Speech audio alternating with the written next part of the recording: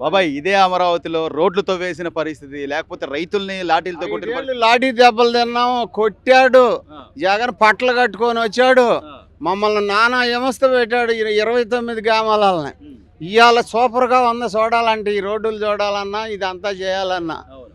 అట్లా చేశారు. ఇప్పుడు అంతా 10 నెలల్లో చూడు ఏ రకంగా అయిందో రాజధాని. 2014 నుంచి అన్ని వేల ఎకరాలు భూములు ఇచ్చి మనకంటూ ఒక రాష్ట్రం ఉండాలి, రాజధాని ఉండాలని చెప్పి మీరందరూ ఇచ్చి గుండెకాయ ఉండాలనే ఇచ్చాం. ఆ, గుండెకాయ ఉండాలని ఇచ్చాం. రైతులు బాగుపడతారు, మరి అంత ఉద్యోగాలు వస్తాయని ఇచ్చాం. అవును, ఇంత మట్టుకు 5 ఏళ్ళు రూపాయి ఇచ్చారు అక్కడ, అవును, బాగు చేసి అరగడం. ఉమ్, ఉండ రోడ్లే తొలగిపోయాడు. అవును, ఆ? ఉమ్, అట్టా గవర్నమెంట్ అట్టాడు చేశాడు 5 ఏళ్ళు. ఆ. ఇప్పుడు వచ్చి 10 నెలలు సంవత్సరం లోపల అన్నీ చేసేసాడు. అసలు ఏమీ చేయలేదు అంటారు. ఇప్పుడు ఆ 5 ఏళ్ళు ఆయన ఉన్న సచివాలయం కట్టింది ఆయన. దేవుడి గుళ్ళు కూడా పడుతున్నాయి. ఇప్పుడు ఆడు ఉండదు దేవుడి గుళ్ళు. ఆ, ఆ.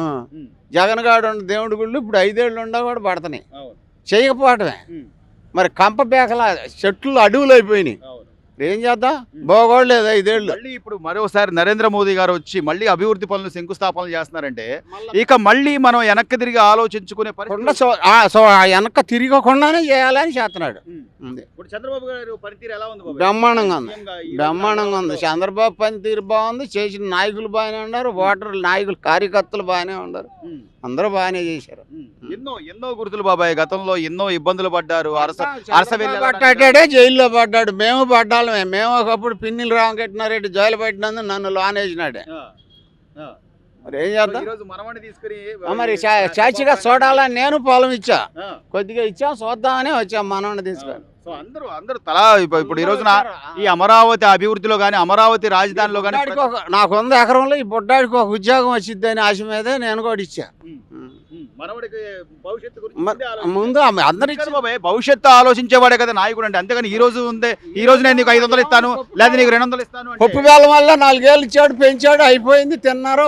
అవ్వ తాతలు ఏం చేశారు నన్ను అన్నాడు. ఏం చేశారు? అవును, వాడికి ఏమన్నా ఇస్తే ఒక ఉద్యోగం ఉందా, చదువు ఉందా, మరి ఏమన్నా కంపెనీ ఉందా? మరి వాళ్ళ 33 కంపెనీలు 40 కంపెనీలు వచ్చినాయి. అవును, ఆ? గంటల ప్రకారం పనులు చేస్తున్నారు. అటు పోండి ఎట్లా ఉందా? అవును. ఏడేముంది, చెట్లు వేసారు, ఈ మాయటాలు బీగుతారు. అటు పోయిన పనులు ఎట్ట అవుతున్నాయి. సో రాష్ట్రం అంటే డెవలప్మెంట్ ఉండాలి, ఉద్యోగాలు రావాలి, పరిశ్రమలు రావాలి, ఉండాలి, కంపెనీలు ఉండాలి, ఉద్యోగాలు ఉండాలి. ఏమీ లేదు. నేను పప్పు బేలం ఎత్తున్నాను, నేను ఒక ప్యాలెస్ కట్టుకున్నాను, చేశానంటే ఎట్ట కుదిరిద్ది? మొత్తం మీద గ్రహణం విడిపోయింది అనుకోవచ్చు అంటారా? ఆ జ్ఞానం పోయింది 11 సీట్లతోటి. మళ్ళీ నేను 4 ఏళ్ల అవన్నీ రావు. వచ్చినా కాదు 4 సీట్లు వస్తాయి. కానీ గవర్నమెంట్ అంటూ వేస్తే బౌదినేవాడు కాదు, బౌదినేవాడు కాదు, 2 కోట్లు ఎత్తే. రైట్.